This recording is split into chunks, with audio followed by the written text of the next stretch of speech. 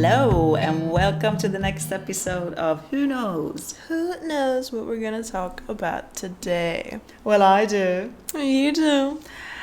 We thought we're going to talk about pet peeves today. And before we do that, I actually Googled because I think the word in itself is just, why pet peeve? Yeah, because when you hear the word pet peeves, you're like, pets? Like, why? What does it have to do with pets? Yeah, like, so this is what the internet says. The term pet peeve originates from the word pet, meaning something cherished or favored, and peeve, which means to irritate or annoy. The combination of the two terms implies that the annoyance is personal and specific to an individual, similar to a favorite or cherished possession, like a pet.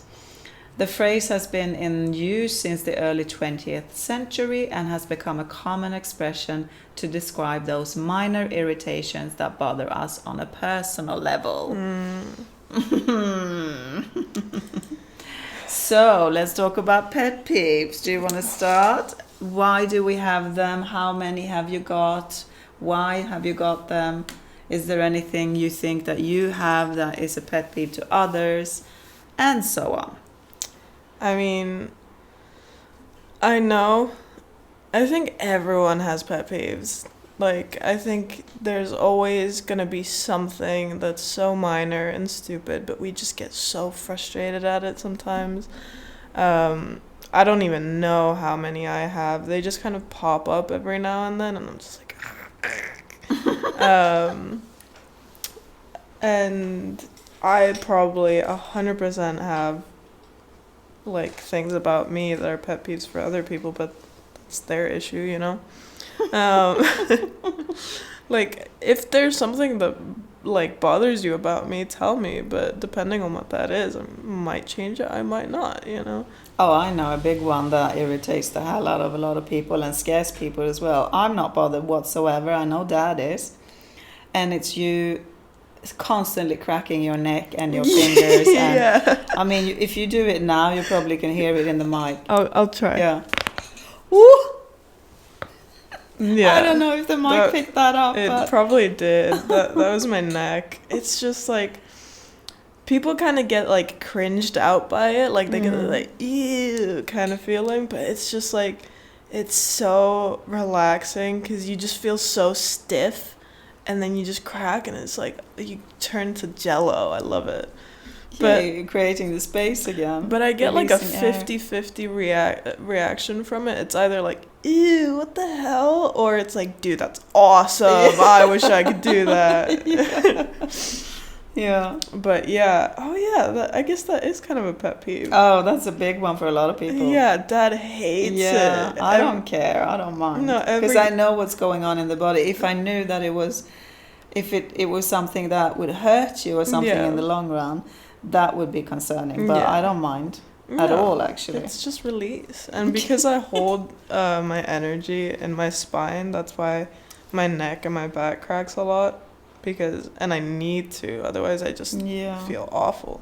But every time I do it, Dad just goes, and I'm just like, I've been doing it for I don't know how long, years, and he's still not used to it. But yeah, no, I've never seen it like a pet peeve. I guess it is, yeah.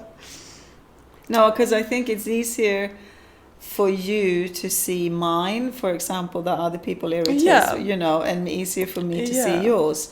But what are yours, if you say just a few what are yours? I mean, see, I've never fully understood the difference between like pet peeves or just not liking something, or is it like the same? It's kind of the same, yeah. I mean, when people interrupt me, that's a big one. I just get kind of pissed off, but at the same time, like, I'm kind of used to it.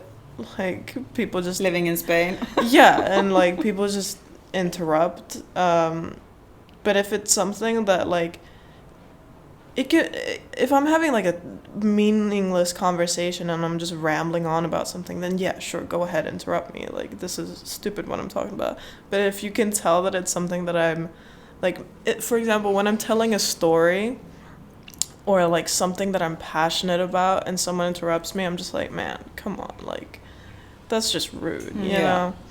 And also people who are just, they think they're God, like they just think they're like top tier human evolution, like they know everything, and it's just like, okay, calm down a notch, you know? It's just like, yeah, that's probably a big pet peeve too.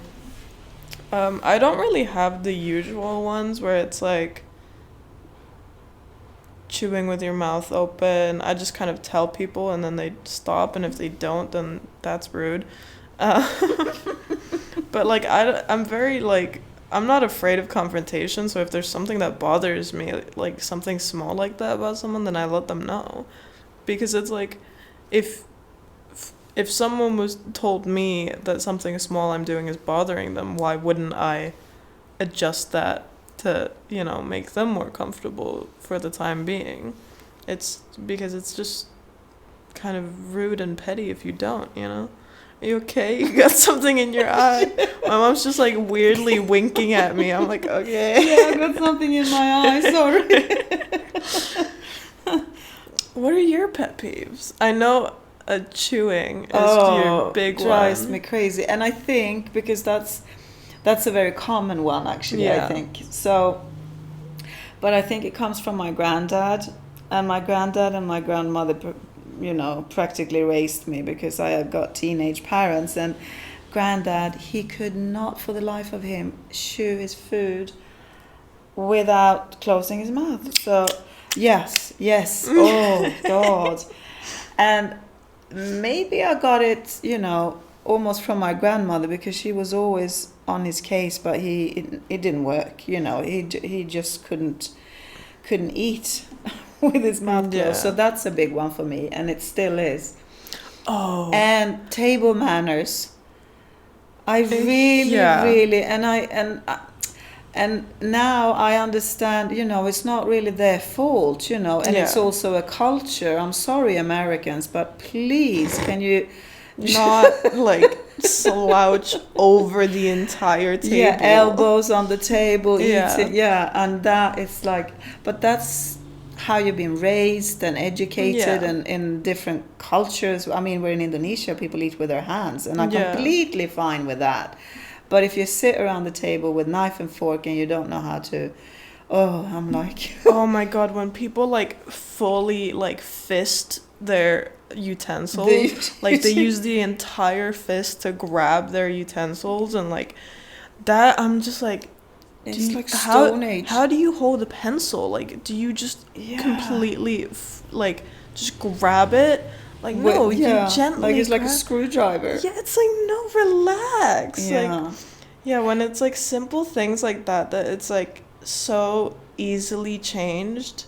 And especially with table manners, like I don't get how you could sit at a table and see everyone like grabbing their utensils like normal human beings, and like elbows off the table and like chewing with their mouth closed, and then you're sitting there all slouched over, like fisting your utensils and like like, how can you as a person feel comfortable doing that? I don't think people think about it because they've done it the entire life. But it's like, also, you know, if I've been on your case and your brother's case, how we eat and how you behave around the table since you were able to hold a knife and fork, basically.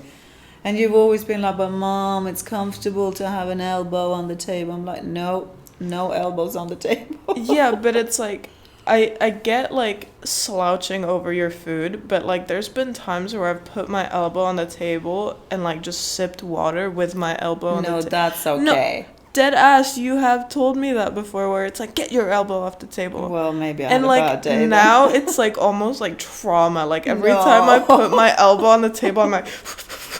No, exaggerate. Oh, that's another thing. A bit of a pet peeve.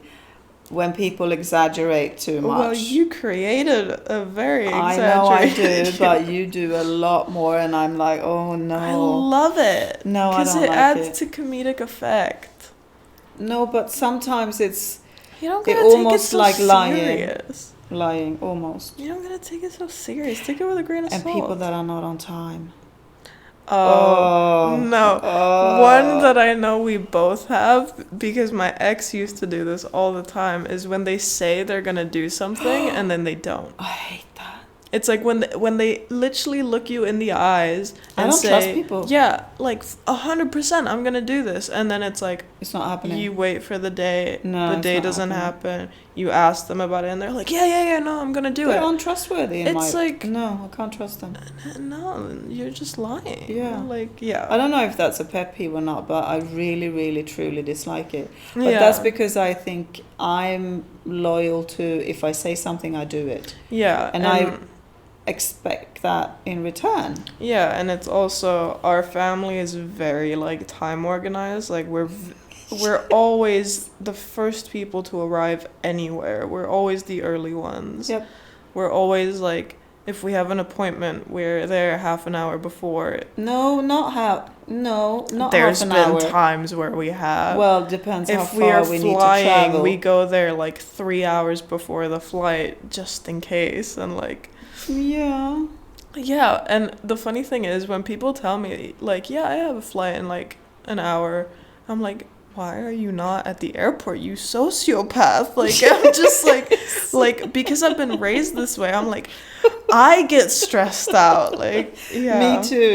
Me too, and it's not even concern. It shouldn't be a concern of me, but I'm like, are you not going yet? And they're like not even packed. No, and it's like, oh my god, like, how do you live in this chaos? No, but it is easier to live when it's works. Organized. Listen, if it works for them, cool. Yeah. But I'm panicking inside. Yeah, but sometimes it doesn't. They miss their flights, or it's my dad who always said it's a flat tire on the car or the bus or whatever you're traveling with, and it's like poof. I know one of your pet peeves. What? My room.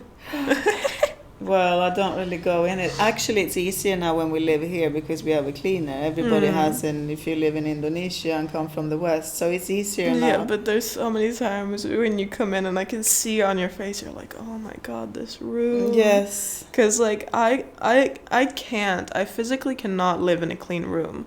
I clean, yes, but not the stuff everywhere. Yeah, but I like, because I function on organized chaos. Like, it looks like absolute, like, a storm went on in my room, but I know where everything is. If everything's where it's supposed to be, I freak out because it's not where it should be, where it's, like, on the floor or, like, in that corner behind the dresser or, like, yeah.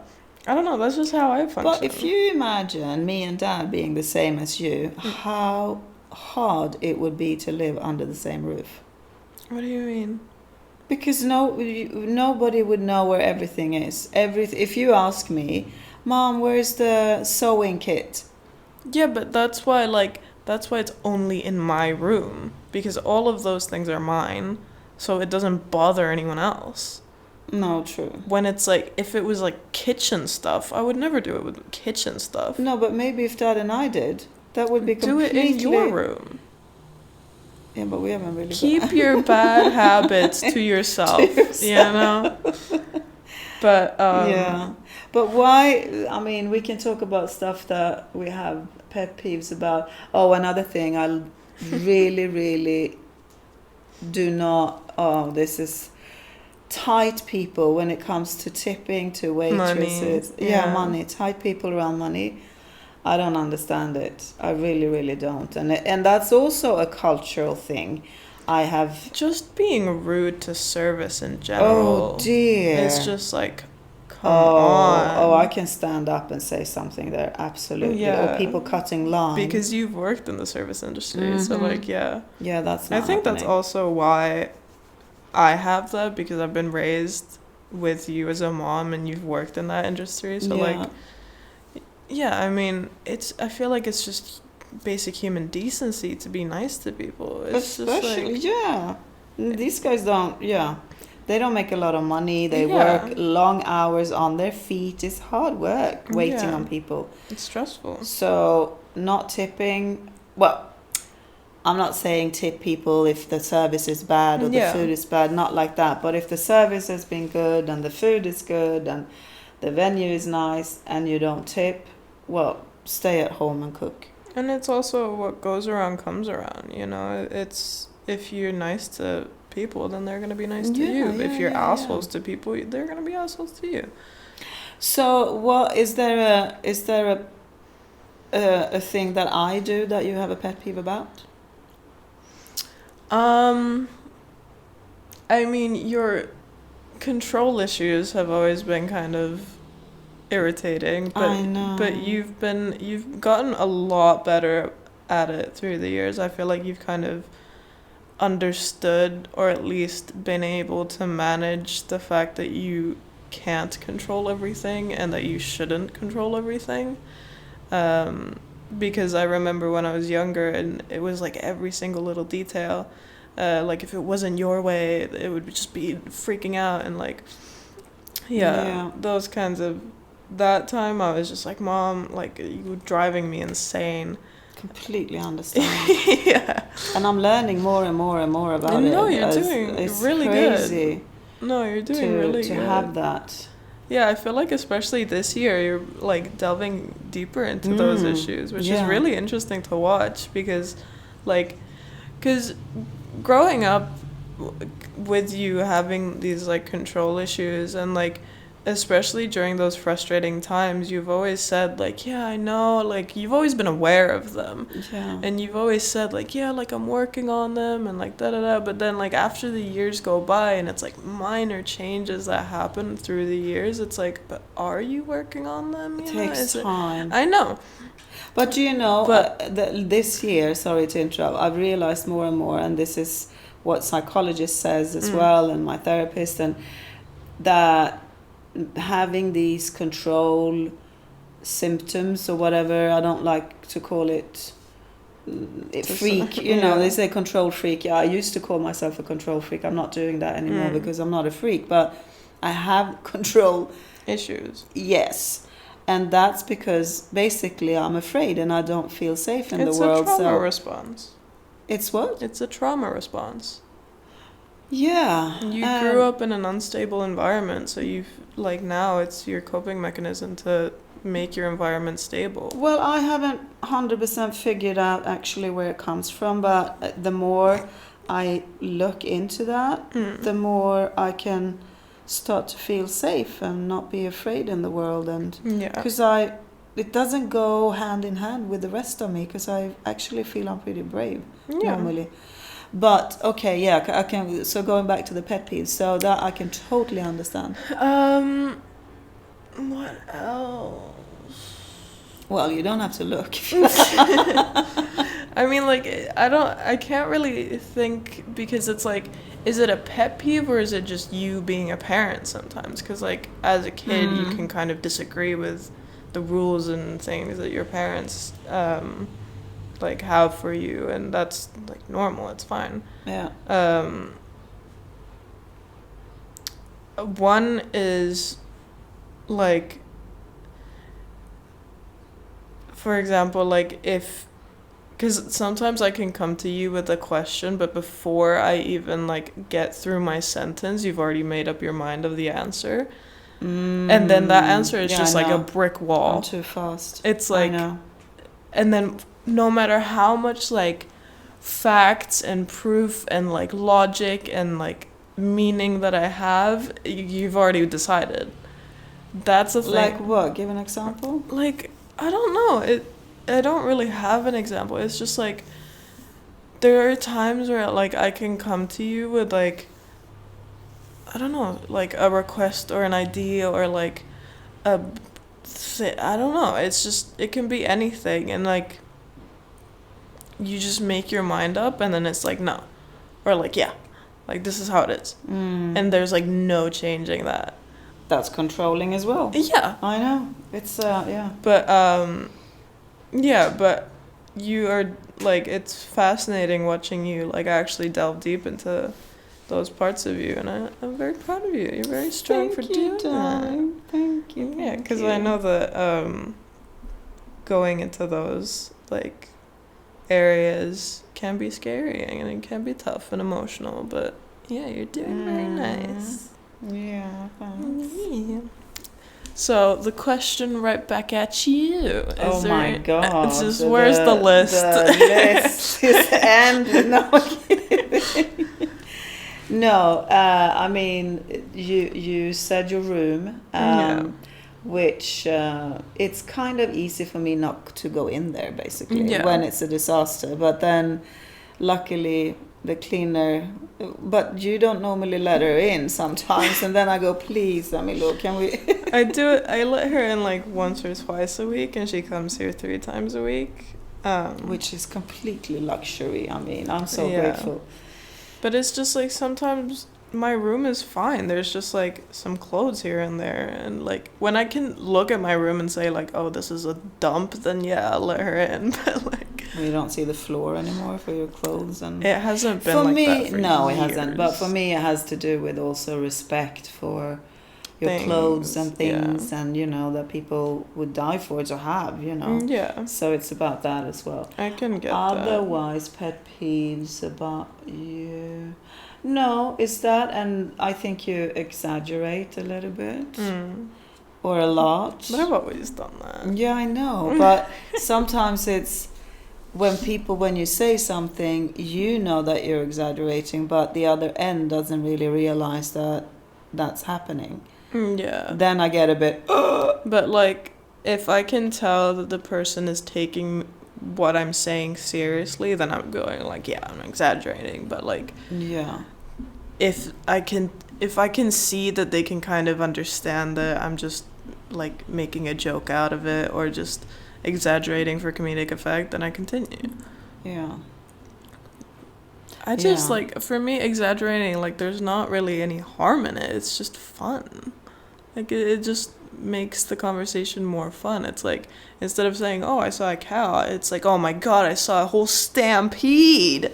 Like, see, you're laughing. It's funny. Yeah, because now I know it's more of a joke. But that's not always the case.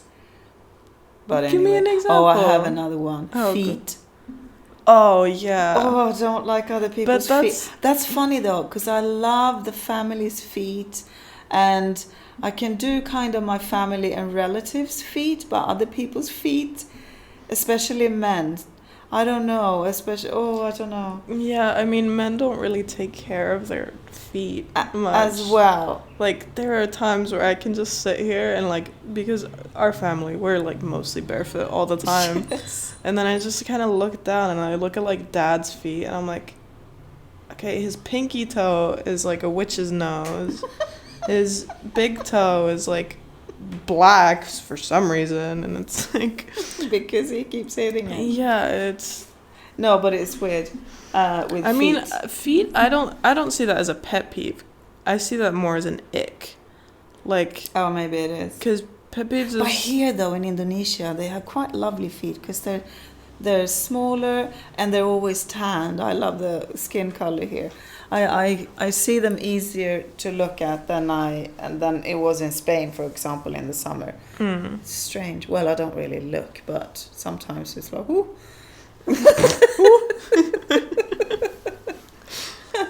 Yeah.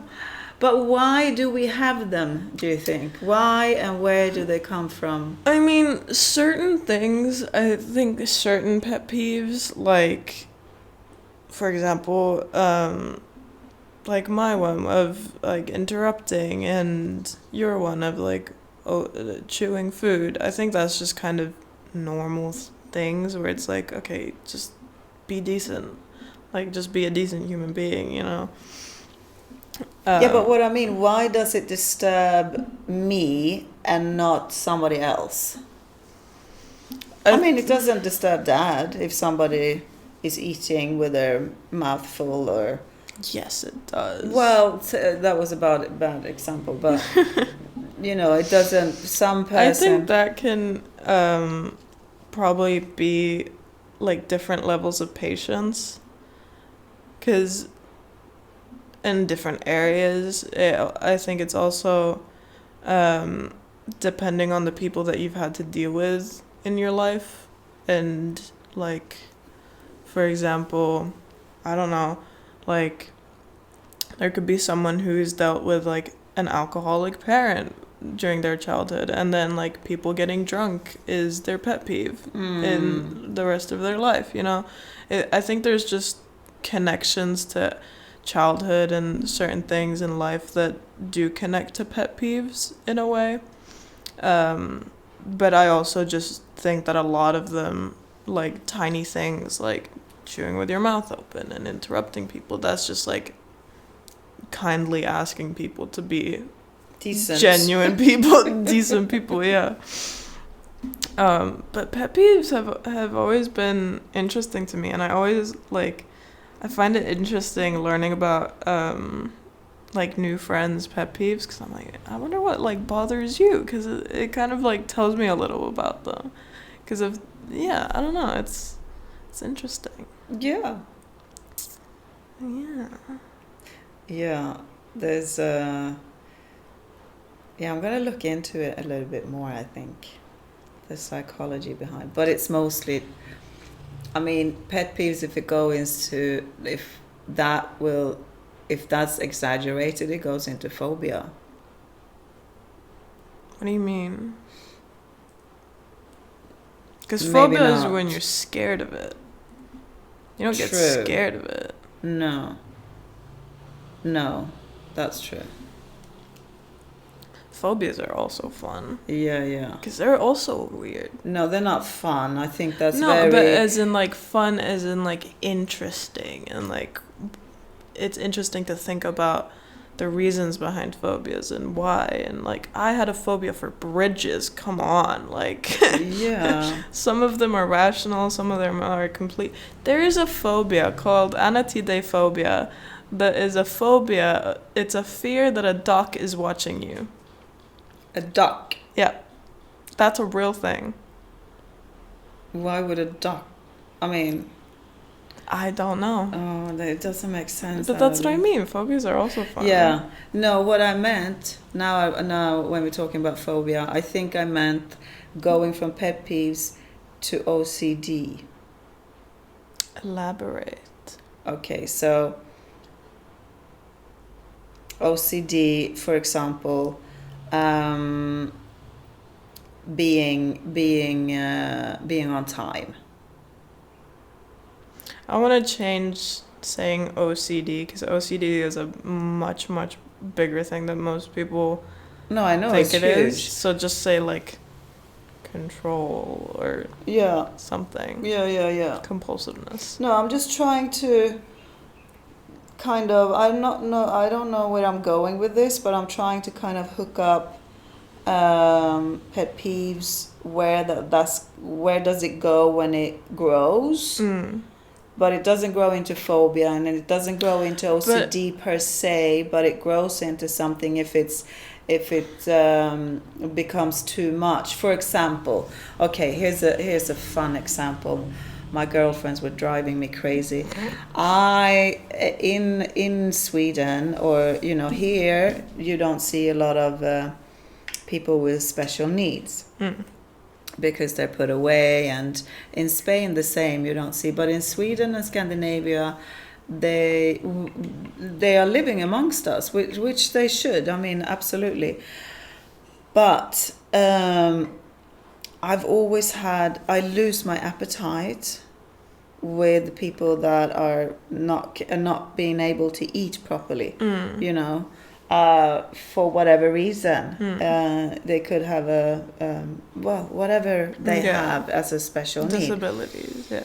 And me and two of my girlfriends, we were driving to Oslo from Stockholm one New Year's Eve, and I was driving 5 hours, and we stopped in one of these motel restaurants on the way, and we were starving, and we go in, and I sit down, and I got my food, and it took 1 second, and a whole busload of these adult special needs come in, and they sit not far from us, and they cannot eat properly, obviously, which is, not...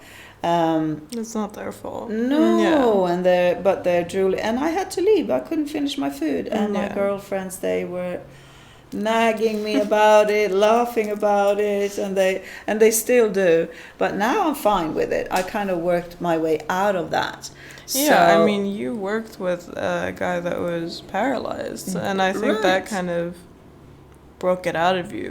Because you kind of had to do it. You had to deal with him, like, dribbling his food. Yeah, absolutely. I had to, spoon feed him, and I was eating at the same time. So all this, I think, you can work with, but what we were talking about, going from it being a pet peeve, which is almost like a little thing that is just annoying. Pet peeves are so annoying because it's like, it's not frustrating, it's just mildly frustrating. Like, it gets you right up to that boiling point and then it just simmers down. It's like such a tease of frustration. But what do we call it if it carries on? That's what I was getting at. If it grows, if a pet peeve grows, what do we call it then? I don't know. I've never really, like I've just kind of thought of pet peeves as staying on that same, like, mildly frustrating level. It's just a pet peeve. Yeah. It's just annoying. I've never thought of it as growing into something. I know you can, like, get used to it or when it's getting out of line, basically. Yeah. But I don't know. I've never thought of it as growing into something. I think if it grows into something, then that's more of a, like, personal issue. As in, like, it's kind of a more, like, rooted thing within your childhood or whatever that causes it to be so frustrating or, like, so what's the word for it? I can't remember. But, like, it's just bigger than just a little frustrating. I think that's more of a rooted issue within yourself instead of just being a tiny little minor inconvenience. Yeah. But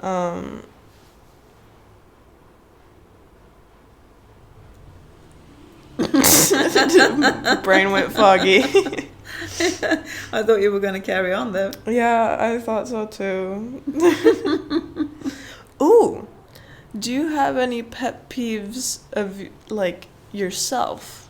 Like, there are certain things that you can do that, like, you think, oh man, like, it's annoying, or, like, you get a little frustrated at that.